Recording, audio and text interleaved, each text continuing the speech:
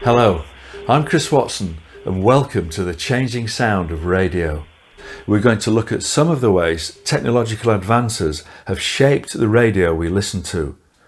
I'm a sound recordist with a particular interest in the sounds of the natural world. And for more than 30 years, I've been recording sound on location all around the world for television, films and radio programs, all of which I bring back here to listen to in my home studio. And since this is my showcase, let me be indulgent and play you a program I was involved in. The Ditch was an afternoon drama from 2010 by Paul Evans, and it's the story of a cult musician turned wildlife sound recordist who goes missing, and his tapes, which are left behind, tell the tale. The Ditch really evolved from conversations which I had with the writer Paul Evans and the director Sarah Blunt, and we were interested to investigate whether places could hold memories of powerful events and whether they could be stored in that location somehow and then replayed upon a trigger, sometimes generations later. And my practical contribution was to supply original recordings which I made in the fens of East Anglia, and also some sounds from my archive, my library. In the twilight, before the sun rises from the North Sea, knot, small wading birds the size of pigeons, are roosting on the mudflats.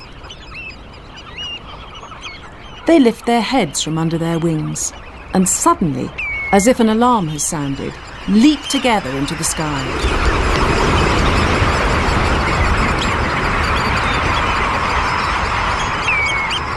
There must be 1,000 birds flying in formation, a knot of knot.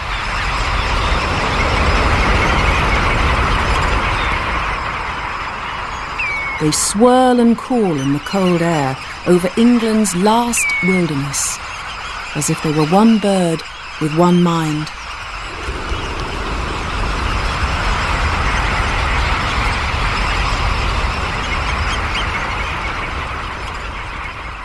Through sounds recorded by the late Tom Saunders, this programme explores the tidal zone of salt marshes, mud flats and shingle banks on the coast of East Anglia called Slaughton Ditch.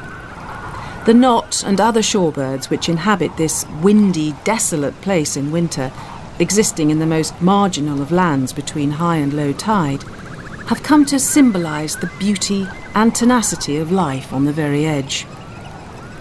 This programme was Tom's last journey into the wilderness, and so it's also a tribute to his legacy, the place and the wildlife he was devoted to.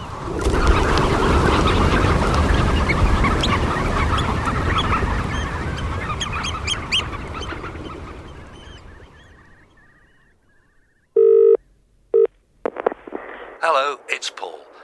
Leave a message and I'll get back to you as soon as I can.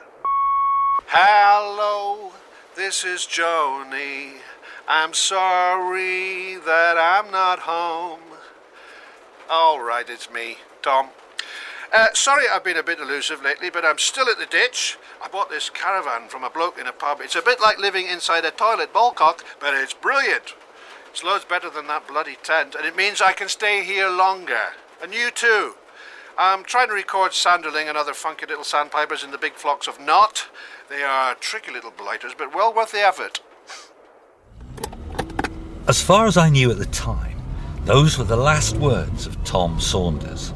Award-winning wildlife sound recordist, maverick rocker, fully paid up member of the Awkward Squad, friend and colleague. If I was out, Tom would always begin his message with that, "Hello, this is Joni," the telephone answering song from 1978 by my namesake, Paul Evans. It's supposed to be a joke, but the song turns out to be a mawkish ballad about some guy who's had a bust-up with his girlfriend, leaves a message on her phone only to find out that she never gets it because she's been killed in a car crash. It's typical of Tom, and one of the things which becomes spookily significant now. There are others.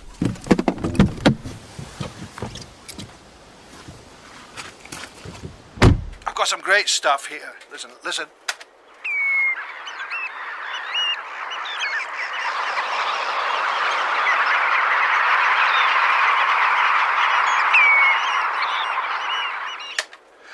some really weird sounds at night. I mean, oh man, really weird. EVP, electronic voice phenomenon, weird, you know. Voices from beyond the grave, audio from a parallel universe or whatever. These recordings are beginning to freak me out, as I hope they will you.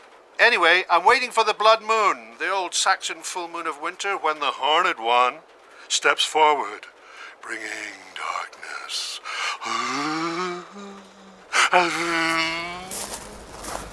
Blood moon? Supernatural recordings of electronic voice phenomena? The Horned One bringing darkness?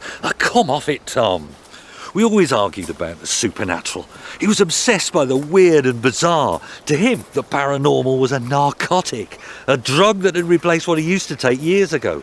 But I didn't think it had affected his state of mind. As an ecologist, I found the real world fascinating and strange enough, but then I had no idea just how strange it was going to get. These sounds will knock your socks off, sunshine. It'll be great for the programme. Look, I'll give you a bell in a couple of days, yeah? And we'll meet up, yeah. Take it easy, okay? Bye. Tom never did phone me back. A couple of weeks after that message, he was reported missing. I didn't believe it. Shock, I suppose. 6 months later, at his memorial service, they played the Clash's Should I Stay or Should I Go? As if Tom would have loved that. His body was never found. Tom had phoned me from his favourite place, his sanctuary and source of inspiration. According to legend, Tom was fronting his band back in the 80s at a gig in Ipswich or King's Lynn or somewhere, when he was hit on the head by a flying bottle. He walked off stage and kept on walking until he ended up at a bleak stretch of East Anglian coast called Slaughton Ditch. Tom said there was a message in that bottle to turn his life around. How cheesy is that? He was so inspired by the desolate beauty and particularly the sounds of the birds at Slaughton Ditch that he quit all the sex and drugs and rock and roll, well, perhaps not all, and got into wildlife recording with the same reckless enthusiasm he had for music. Before too long, he was working on wildlife documentaries all over the world, picking up awards, respected for his recording skills and his encyclopedic knowledge. Tom returned to the ditch as often as he could. It was a bit of an obsession for him. It seemed to me that there was something other than wildlife and landscape that drew him there. Anyway, I convinced Tom to collaborate on a radio programme about Slaughton Ditch, and we got the go-ahead for a documentary featuring the autumn gatherings of the shorebirds he loved. He was doing the location recording, and I was going to meet him there to write the presenter's script. That was the plan. Last week I received an envelope in the post. Inside was a note from a firm of solicitors saying Tom had instructed them, in the event of his death, to send these effects to me. I was shocked to find half a dozen CDs, a notebook, a sheaf of academic papers and a key inside. Out of the blue, a year after he disappeared, it seemed like confirmation of his death, something I still didn't want to quite believe. No chance he might turn up in a chip shop in Ipswich then. It was all too final. Anyway, why send this stuff to me? I didn't really want to have anything to do with it at first. But whatever happened to Tom, he'd had the presence of mind to get this stuff to me before he disappeared. So it was important to him. And he knew it was important to me too. Then I began to get it. I thought the programme idea had vanished with him, but no, this was a challenge he knew I'd accept. I must complete the radio documentary on Slaughton Ditch. It was a kind of insurance policy to get his best work broadcast. Why else send me the CDs, a notebook, papers and a key? The key was to his caravan at Slaughton Ditch.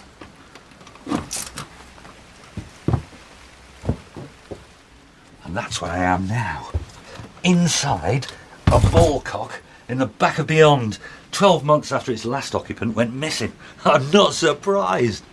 10 by 8, two-tone dirt, cabled to a couple of stunted hawthorn trees at the edge of a salt marsh to stop it getting blown out of this desolate landscape. It's cramped and it stinks. Apart from that, it's uncannily neat and tidy, and there's an unopened bottle of scotch racing. Cheers, Tom. Righto. Let's listen to the CDs you left me then. Disc 1. It's 7:06 on October the 13th. I put the microphones out at dusk last night and ran 100 metres of cable, back the caravan, very civilised. Listened through headphones, watched through binoculars, sink a cuppa without disturbing the birds. Right, let's take a butcher's. They're just above the high water mark, waiting to take off. Come on. Come on. There's a faint glow over the sea, and they are ready.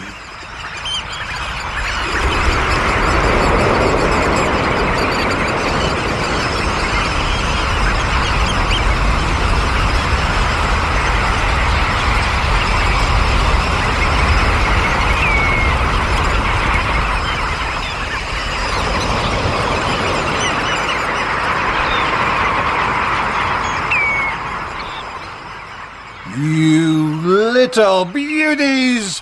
Wow, that was a pack of about 1,200 knot, I'd say. I have been waiting all sodding night for that. Unbe bloody leavable. Sounded like an F-16 fighter plane. Yeah! They banked and turned from dawn to sunrise, which is now 34 minutes. Shape shifting like northerly off the sea, cloudy sky. Brilliant! Oh, man. The knot and other waders will run in front of waves, foraging for food like plain chicken. At the last nanosecond before they're swamped by a wave, they'll somersault over the birds behind them. So those birds will run in front of the wave before they have to scarper, and so on until you get a rolling wave of birds chased by the tide up the shore until the birds run out of mud to feed on. Then they'll roost or go and hang out inland until the tide changes. Anyway, it's not all knot. It's not all knot. No, there are other waders coming off the marsh to the creek. There's bar-tailed godwit, which you, Evans, have the nerve to call barcode nitwits, even though they deserve respect as a bird with one of the most epic migrations in the world, believe me. There's red shanks, the sentinel of the marsh, which see me coming and all start ringing their bells like a bicycle protest. And green shank, strutting around in their Robin Hood tights before taking off to Portugal, so I am off to reset the mics and record them. Toodle pip. Toodle pip? That doesn't sound like a man in crisis, but it does give me the creeps. Some people thought Tom had done a Reggie Perrin, or like that canoeist a couple of years ago, faked his own death and was living the life of Riley in South America. Some thought Tom was bipolar and had decided to end it all in a bout of chronic depression. The official line was death by misadventure. He'd had an accident, fallen into a creek, drowned and his body washed out to sea. I didn't buy any of this. No, dear Watson, the key to his disappearance must lie somewhere in these recordings and notes. This is from the ornithologist Desmond Nethersole Thompson's 1951 classic book about the greenshank. Today we live in the dawn of a new age, in which we are attempting to explore and understand the dark, hidden and complex inner mind of a bird. A new age? All we got was dream catchers and Pilates, mate. I have been studying these birds for damn near 30 years, and I don't think we're even close to understanding their inner mind. But sometimes, when tens of thousands of geese come in across the sea like a pall of smoke, or when the knot just explode to twist and turn over the mudflats, you'll see an expression of a collective mind where the individual loses itself in the swarm. It's like watching an audience that's been stirred to rapture and frenzy by a music only they can hear, and that, I tell you, that's truly awesome. This is a dark, hidden and complex place, and you'd think the minds of anything that lives here would be dark, hidden and complex too. But even though the nights are getting longer and the weather's getting rougher, these birds find real excitement. They're here to party all winter long. And that's what I want, to lose myself in this wild joy. Here at the ditch, it's the final frontier.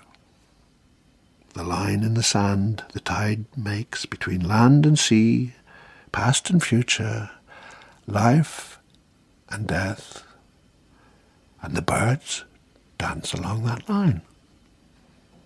That's where their mind is. That's where my mind wants to be too. Freedom. Freedom. For me, right, this is where freedom is. Yeah.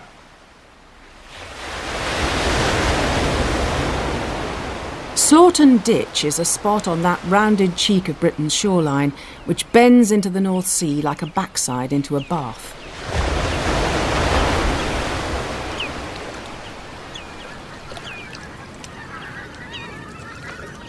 On the old Saxon shore between the Wash and the Thames estuary, the land is so low and flat that it's destined to be lost, deluged by the eager eastern reach of the Atlantic.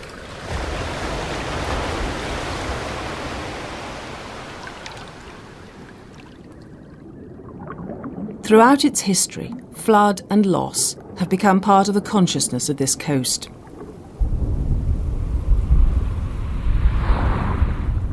Men say it was a stolen tide, the Lord that sent it, he knew all.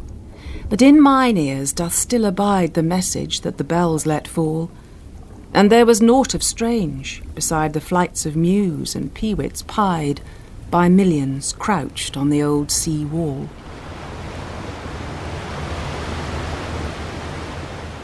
Victorian poet Jean Ingelow recorded a folk memory of the stolen tide, a flood which crept up gullies and marshes by stealth in the October of 1571. Church bells told a warning, but it was too late. Many drowned. The birds knew what was coming. Those whose existence is tied to the shifts in salt marsh and mudflats and spend their lives between the blow and suck of waves have nothing vested in the dikes and drains which keep the English safe. They have learned to listen to the wind and the sea. They know the old chaos has its own song.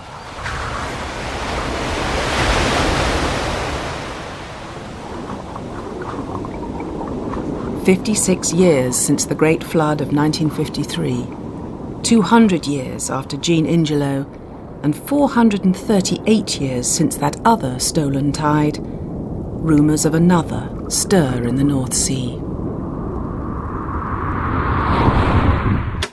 The shipping forecast for today, 17th of October at 05 GMT was fourth time dogger, cyclonic 6 becoming northerly and increasing 7 to severe gale 9. Rain at times, moderate, occasionally poor. Way, it's shaping up, my beauty. It's 5:33 now, and I reckon that's bang on sunset. I'm only working the night shift now. Got some amazing stuff here. Have a listen to disc 5. The sounds on there, I tell you, they will blow you away. There's definitely something brewing. The birds are restless, agitated, and it's all going to kick off over the next few days. Tomorrow is the blood moon, the first sacrificial full moon of winter, and then there's a tidal surge and the storm forecast. I'm going to get every bit of kit out there to record this. I cannot wait. This could be the big one. Hold on to your hat.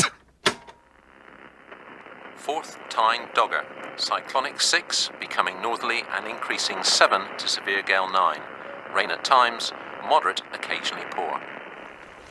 This weirdness is getting out of hand. Fourth time dogger, cyclonic 6 becoming Fourth time northerly dogger, and increasing cyclonic 6 becoming northerly. Tom's recordings were made exactly a year ago, and yet he's describing what's happening today, even down to the weather forecast on the radio, which seems to predict the same cyclone he was waiting for. I remember a bad storm and tidal surge last October. It turned out to be not as bad as they forecast. Looks like it's coming back for another go. So why don't I just get out of here? This is a grim, grey, isolated, wind-battered, desolate dump!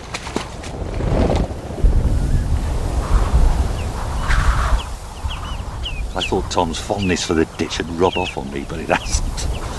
Maybe this place is making me paranoid. I can't help feeling the waves, the wind and the birds sound as if they're conspiring all the time, whispering secrets to each other. At night it's even worse. The gullies and holes in the marsh are treacherous enough, but the sounds, inexplicable noises coming out of nowhere, give me the creeps. And somehow, I know Tom's out there. Part of what?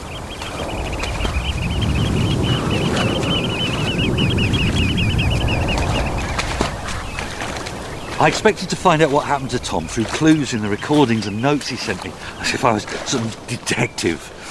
I imagined I could follow his footsteps right up to the edge of whatever it was he crossed here.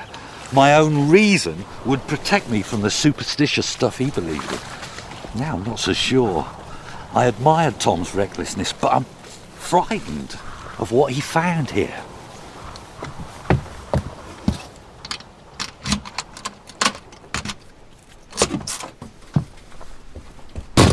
I mean, why bother with all this recording?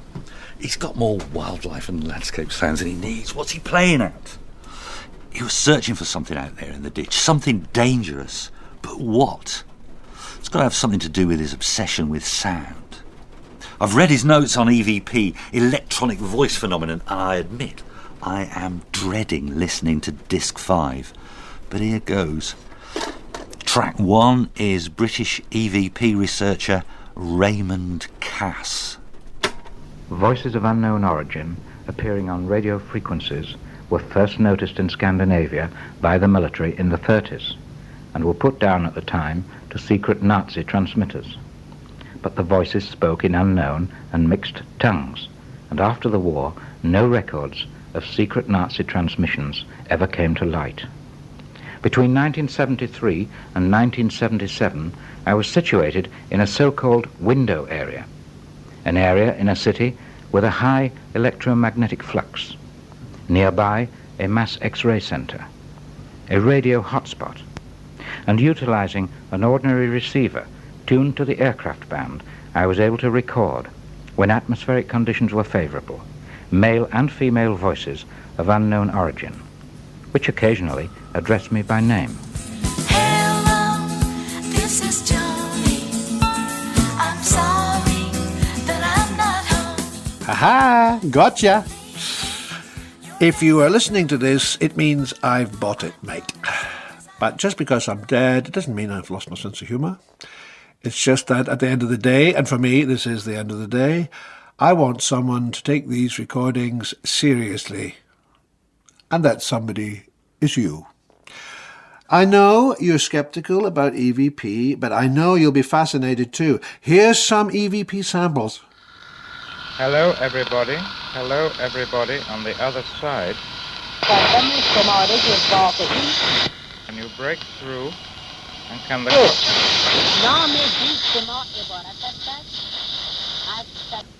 Are you still tramping? I tried to convey to you, before you died, an indication of survival after death. But you didn't take my frequency. But you didn't. A lot of what's claimed to be voices of the dead or the subconscious or aliens, whatever, can be down to cross-modulation, radio frequency contamination or, what do you call it, audio parade, whatever it is, interpreting random sounds into voices, like backmasking on vinyl, you know, hearing hidden messages when the record's played backwards. It always sounds Russian to me. Dia deceased restors mort. Tom Saunders is dead. God. But there's something else going on at the ditch. In all the years I've been recording here, I've found the occurrence and intensity of inexplicable sounds increases massively when there's an equinox, a full moon, and big migration or gathering of birds. These events seem to correspond to tidal harmonics, the oscillation generated by the moon, sun and earth, which have a particular frequency. When the harmonics go haywire, lost sounds spill out into the world again, you see. Now you listen to these.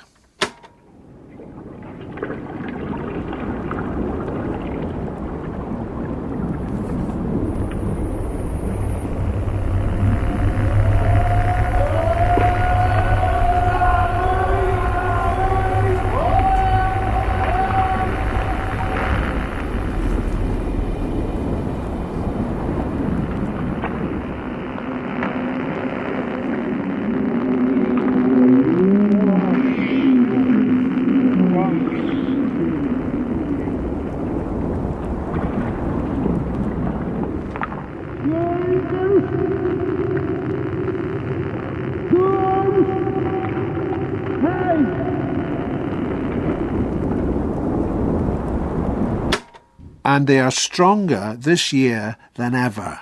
Something's going to happen, but I don't know what.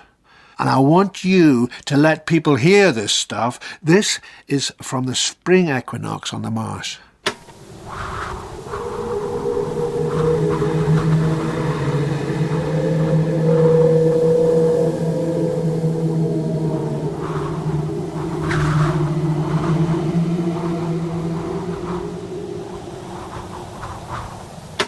This is from the autumn equinox entitled Silt.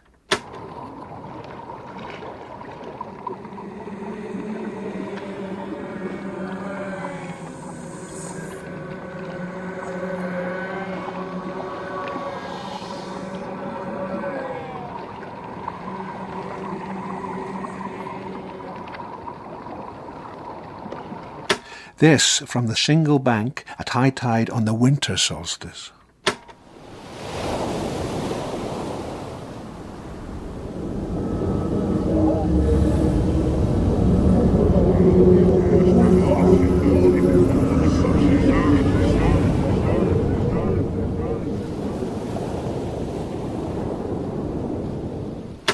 I used to think I was picking up voices of the drowned, or those who died in battle or were murdered here, sounds caused by trauma, fracturing the rhythm of tide and times.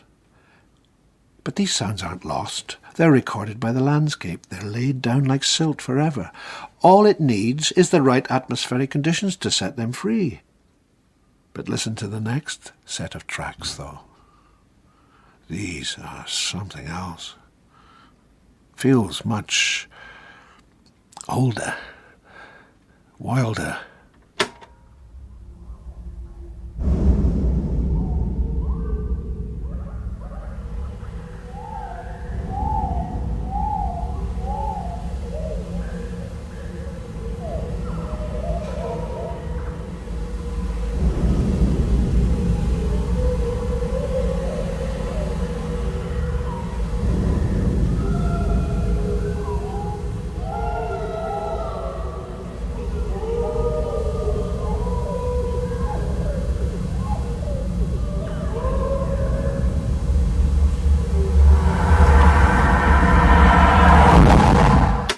A couple of days ago, I got this from underwater microphones in a small salt marsh gully on the outgoing tide at 21:37.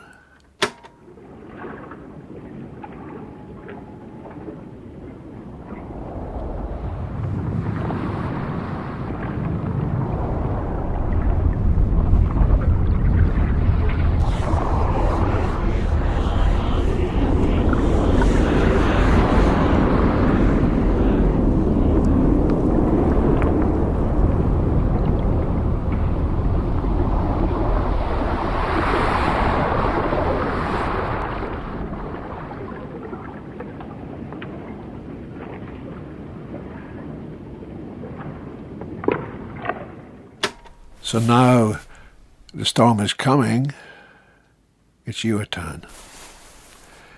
And this could be the mother of all storms, the one that wipes the slate clean. Don't you want to be part of it? I came to the ditch as an asylum seeker, The place and its wildlife took me in, nourished me. It was here nature stirred my soul, gave me the confidence to do something with my life. Now it's payback time. And I've got a decision to make. The ditch demands tribute, sacrifice. I have to leave life behind to find freedom here, or carry on as I am, trying to lose myself in my work in a world that's just, shit. Don't you understand yet? And like I said, now it's your turn. You have to get out here and listen. Find yourself a place that makes an impression on you. Hair standing up in the back of the neck, that kind of thing. Then you put your mic close to the mud or water or stone and record. If you're looking for the truth, that is where you'll find it. I bloody dare you.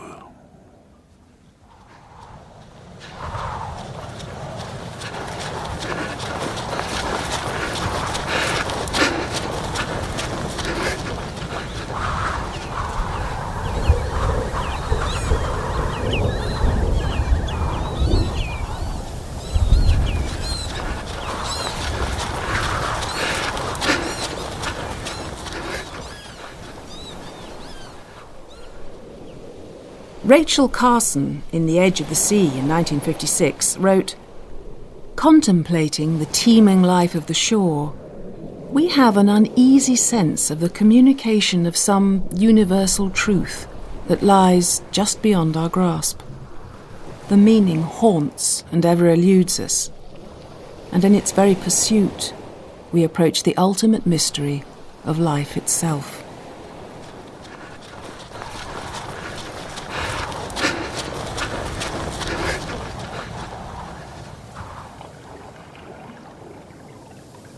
In what looks like a desolate landscape of empty space, life is brought to the surface by sunlight.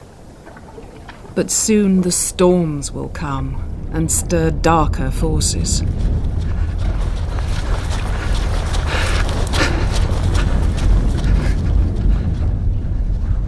The dead are not lost here.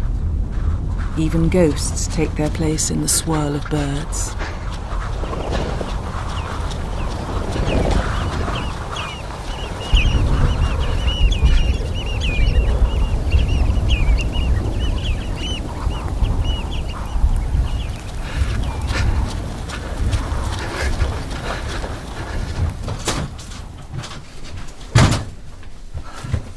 Right, tape recorder, microphone, headphones, waterproofs. Humber Thames, Dover White. Cyclonic Gale 8 to Storm Force 10. Squally showers, mainly poor. What the hell am I doing? I'm going to interview a dead man, that's what. It came to me on the shore. Storms coming, the conditions Tom talked about for recording EVP and paranormal sound are going to be perfect. I don't know if I'll ever get another chance. So I'm going out to record what I can. I have to find out a seance. I have to talk to Tom.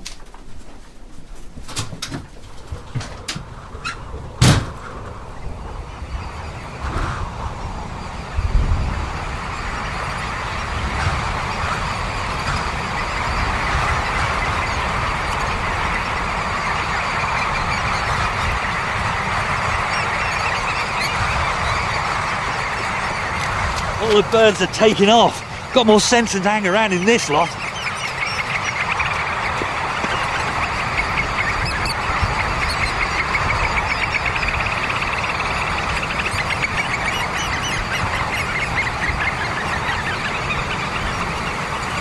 I've got to find that place in the marsh. By the gully where I think Tom recorded that weird sound. I think this is the spot. A piece of wood sticking out of the mud. Tom! Are you there? Answer me! The blood moon rises through the edge of the storm, and the birds scatter in its wake. The first full moon after autumn's harvest moon, the blood moon or hunter's moon, was the time of slaughter when livestock and wild animals were killed to see people through the famished months of winter. The birds sense death in the blood moon storm. They panic and head together landward in search of safety, leaving Slaughton Ditch to the savagery of the weather and the sea.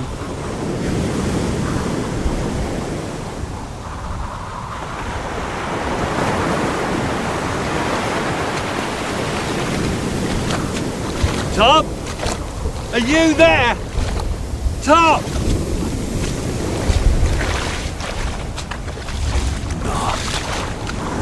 Tom?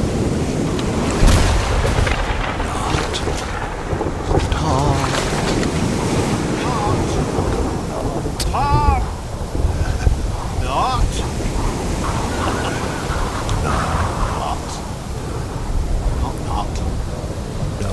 Knock, knock. Who's there?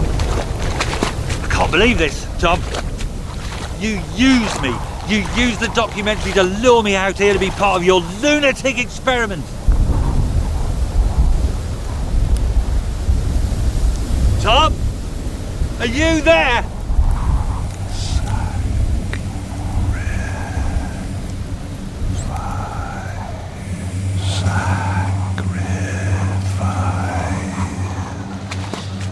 You plan to disappear in this place and prove you can communicate from beyond the grave by getting me to record your EVP. You believed I would record you and the world would listen on the radio, even though you're dead. Nobody in their right mind's going to believe that. I could do the documentary, but I can't tell the truth about you, can I?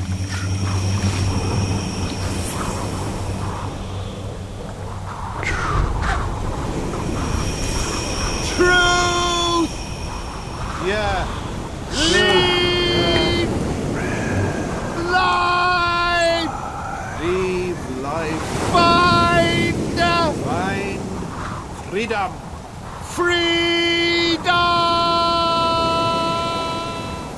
But you're dead, Saunders. You're just dead. Nothing is ever lost. Tom, you're breaking up. What am I talking about? You're not on a mobile phone, you're dead. This is insane. It's terrifying, stupid, and exhilarating at the same time.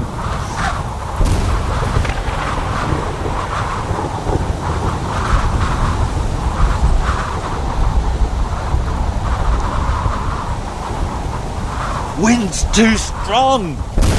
Whoa! I'm holding the microphone over a gully. It's a dead weight anchored to some spot below the water. Tom! Where are you?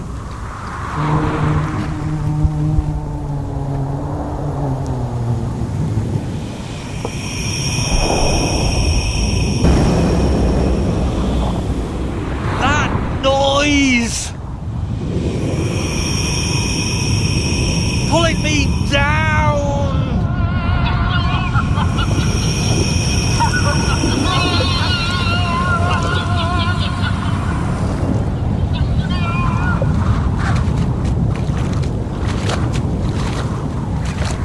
Tom!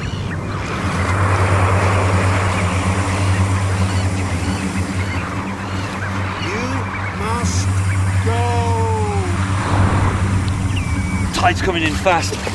It's up to my knees. I can't see. Follow the birds. Tom!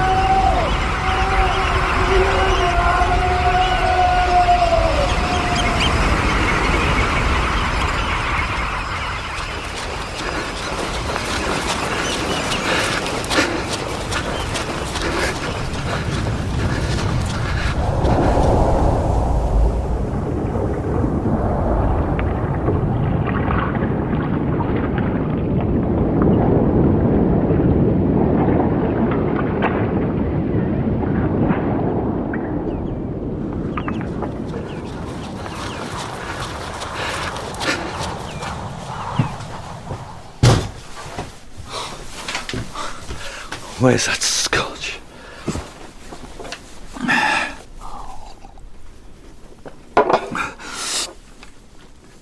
Oh, what the hell was that? Evil bloody noise. I thought it was going to pull me under the water. I followed the birds, like Tom said, saw the caravan light and made it here. I don't know what happened out there. Oh, was that real? Did I imagine it? All I know is I'm lucky to be alive, no thanks to you, Saunders. You planned all this, didn't you, Tom? I don't know if that's illness or genius, but it's not misadventure. You got what you wanted. Shame no one will believe it.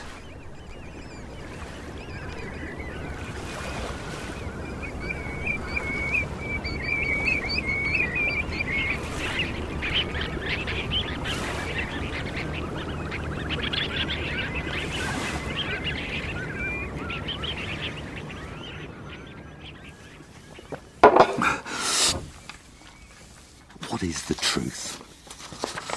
After arranging to send me these discs, notes and the caravan key, I think Tom Saunders returned to meet his end here, in the place where he felt most inspired and free. The ditch gave meaning to Tom's life. Still don't know for certain whether he intended to die or if it was an accident. I do believe the place itself took him. Whatever it was that made that terrible sound is predatory. It lured Tom to his death. Me too, almost. I understand now what Tom meant by nothing is ever lost. Whatever the spirit was that existed inside Tom Saunders, it's not lost. It exists now in Slaughton Ditch.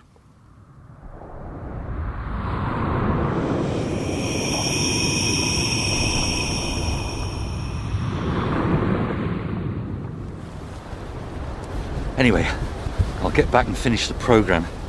The gear got soaked, so most of the recordings I made are useless. Not that anyone would have believed them anyway.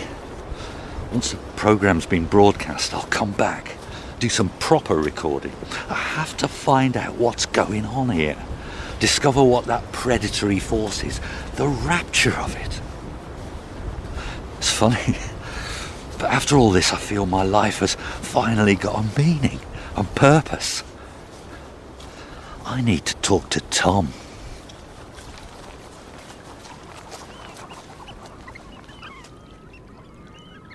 At dusk, as the sun slides into the land and darkness sweeps in from the North Sea, 1,000 knot suddenly leap together into the sky for one last explosive, shape-shifting dance before nightfall.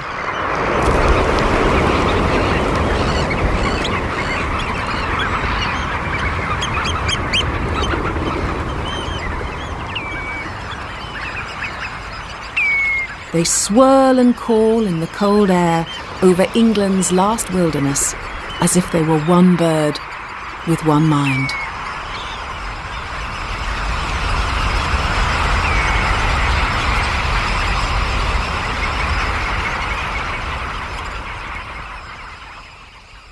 The Ditch was written and narrated by Paul Evans.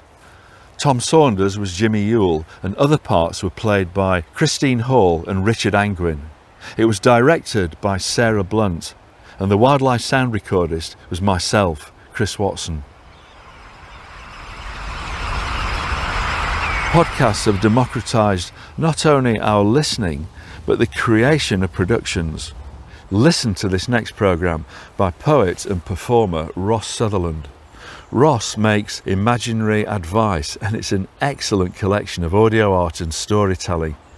In terms of the changing sound of radio, this is a programme which couldn't have been made or put online for us to enjoy even just a few years ago. This is 6 House Parties from Ross Sutherland's podcast Imaginary Advice. Party number 1. The theme of the party is Toga Party. You arrive early and help Karen set up the dips. Hey Karen, you say, handing her the guacamole. I hope there's dancing tonight, hey? Yeah, says Karen. It's going to be like the last days of Rome. Ha ha. You laugh as well. Ha ha ha. Karen touches you on the arm and then leaves to go get the breadsticks. It is totally on.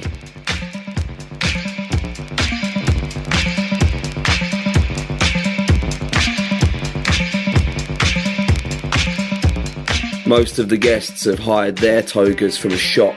They've got gold trim and calf straps. They're quite modest, but that's not your style. No, you've gone with the classic bedsheet over the shoulder look. It's authentic, it's Animal House, it's sexy. It says, I effortlessly complete the brief. Is that a nipple?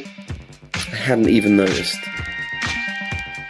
The party fills quickly, like a sexy bath. It is not a suicidal orgy, but it is fun.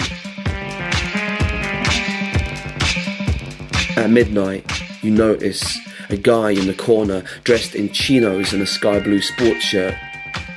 Karen is hanging on his every word. She introduces him to you. Hey, this is Dave. Hey dude, you say. Forget your costume. Dave's eyes flipped to Karen. He snorts. No, I've come as Toga Matsumoto, the famous Japanese composer. He composed the theme tune to almost every big anime series of the 90s. Your face turns red. Yeah, I knew that, you say. Hang on, I've got to get something. You walk straight out the front door and go home.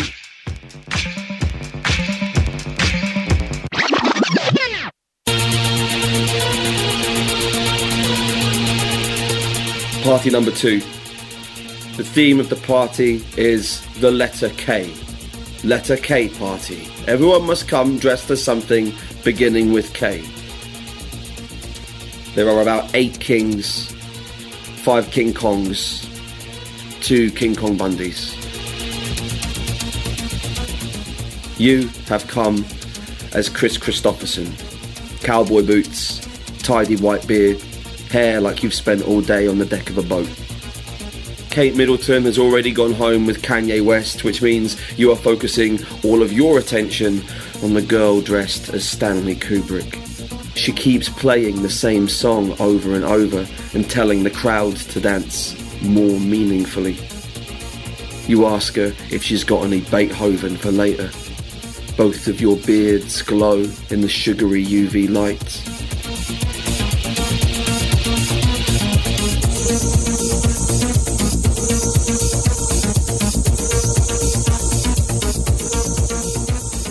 You're already the toast of the party after you dispatched the creepy guy who was making inappropriate comments in the kitchen. It's still unclear whether he was Karl Lagerfeld, Immanuel Kant, or just the character from the film Kingpin. Kubrick dedicates a song to you, Dust in the Wind by Kansas. You dance in front of her, seductively.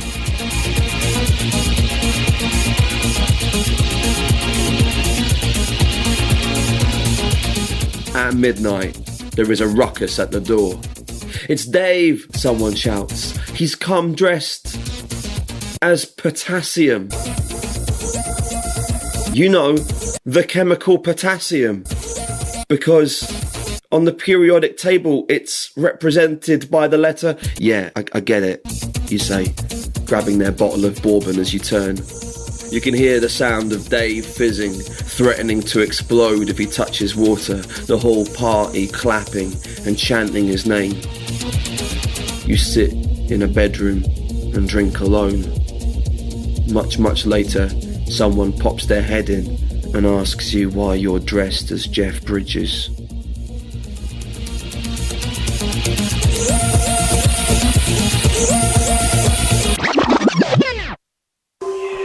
Party number 3. The theme of the party is Pat Butcher. Pat Butcher party. Everyone must come dressed as Pat Butcher.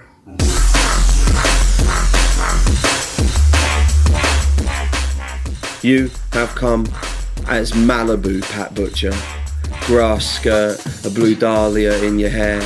In the toilet queue, you get chatting to a nice girl in rally fatigues. She has come as NASCAR, Pat Butcher.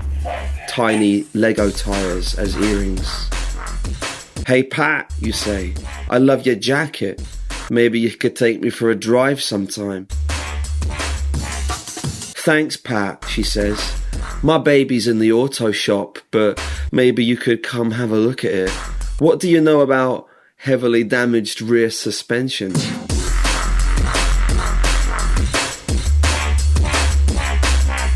In another room, the phone rings. Phone call for Pat, someone shouts. You both laugh. At the stroke of midnight, one Frank turns up.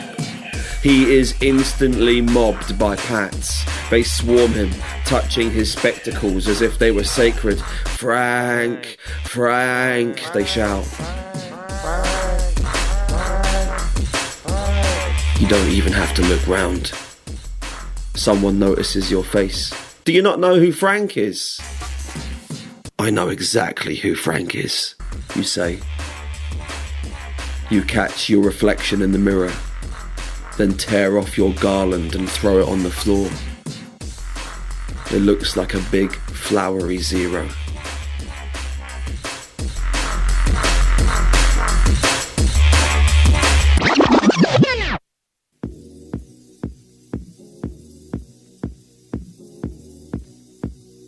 Party number 4. The theme of the party is the adversaries of General Victoriano Huerta. Adversary of General Victoriano Huerta Party, President of Mexico, February 1913 to July 1940. Most guests have come as the revolutionary Emiliano Zapata, bit obvious. Some have come as President Francisco Moredo or Governor Abraham Gonzalez. There's a couple of Woodrow Wilsons knocking about. It was a messy coup, so there are lots of options for this party, really, if you think about it.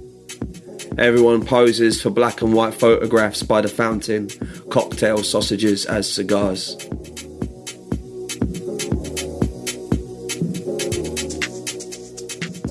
As the clock strikes 12, you hear the sound of someone riding a horse through your host's plastic orange grove.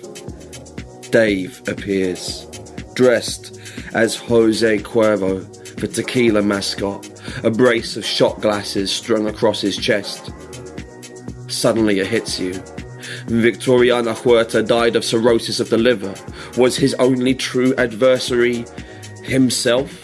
I mean, Huerta struggled with alcohol since 1907 when he left the army after developing cataracts while serving in the southern jungles. Dependence on alcohol might well have made him more pliable, playing directly into the hands of Henry Lane Wilson, General Bernardo Reyes and Felix Diaz. No booze means no betrayal. Huerta would still be the head of public works, planning new street layouts for Monterrey. Was all this in the name of revolution, or just one man's dwindling capacity for drink? My God, is everything that I know about 20th century Mexican politics a f***ing lie?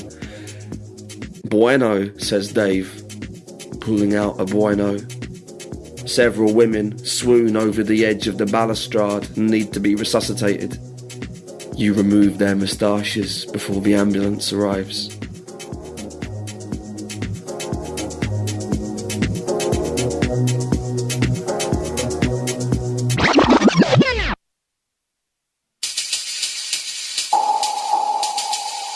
Party number 5. The theme of the party is the Fibonacci sequence. Party starts at 1, then goes on to 1, then 2, then 3, skips 4, then 5, skips 6 and 7, restarts at 8, skips 9 to 12, etc.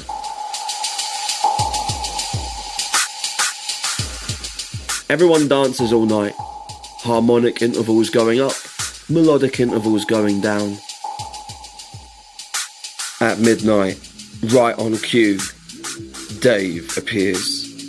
this time with 50 randoms. I'm crashing your sequence, shouts Dave with a smirk. The gate crashers scatter into the party like ball bearings at a Lindy Hop. A random gets into every conversation, every bottle of booze. They wander around the party, quacking broken sentences until the party turns to a TV tuned to static. Dave, you shout. I got you this time. These people aren't truly random, are they? You just rounded up all your mates from Venture Scouts. Prove it, says Dave. His eyes rick-rolling in the pinkish disco light.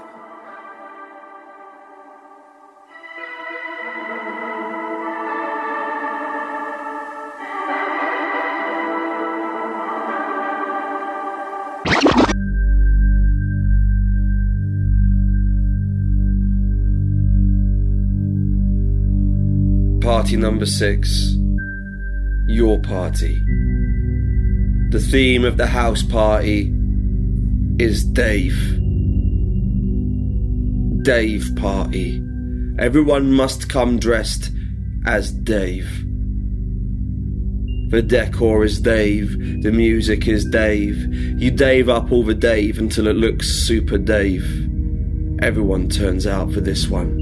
Every girl you've ever loved, every boy you've wanted to be.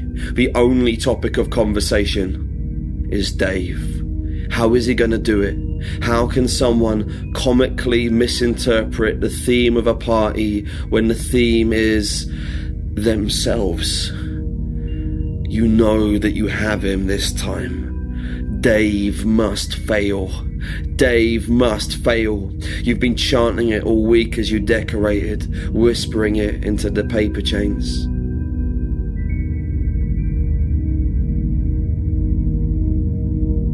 It's midnight. Every guest turns to face the door.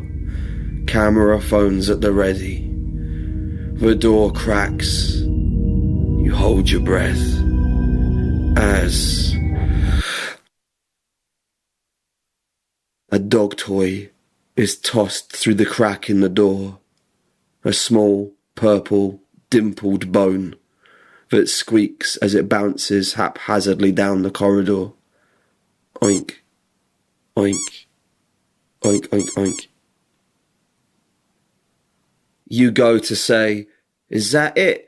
But before you can even add the question mark, the door heaves open and all life follows. Every genus of flower, every dead football player, all the trucks, broccoli, gallows, habits, every lineup of the fall, the alphabet, every out-of-work bodyguard, every second-hand microscope, the concept of shame, every great American novel, all the saints, the Samoans, all the Samoans, a hand the size of a courtyard, every terse bellhop, every older flatmate that DJs, every tall funny guy, every disillusioned punk, every can of Diet Coke, all the geese, Sarah Jessica Parker, every vegetarian lasagna, Frankenstein, every missed penalty, all the goblets, Moorfields Eye Hospital,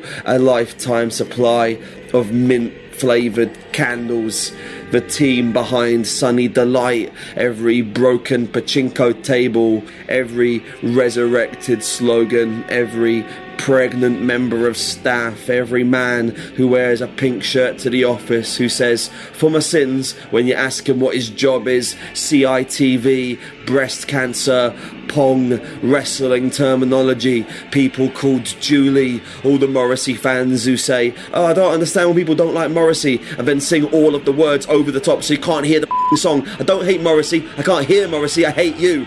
Fudge, babies, drawings of lungs, all the couples that wear matching jackets and hang around furniture shops, bunk beds, cholera, Santa, windows, French, money, carnival hats,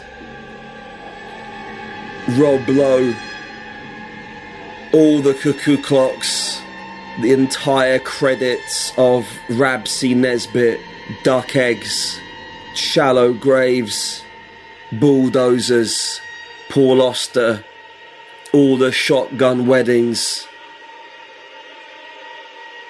newsagent hair,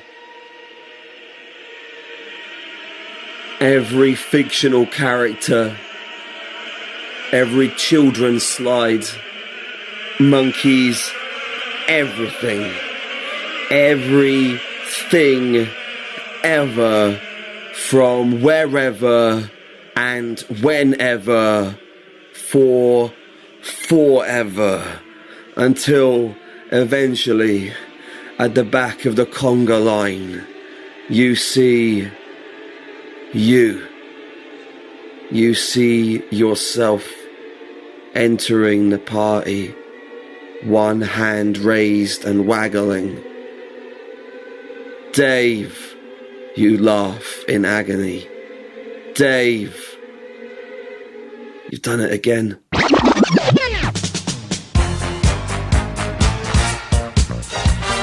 That was 6 House Parties from Ross Sutherland's podcast, Imaginary Advice. Thank you for joining me on this journey into sound, which has taken us from the oceans to the Masai Mara. But wherever we tune in next, listening will always be at the heart of our experience. So let's return to my back garden and listen again to one of my favourite sounds, the song of a blackbird.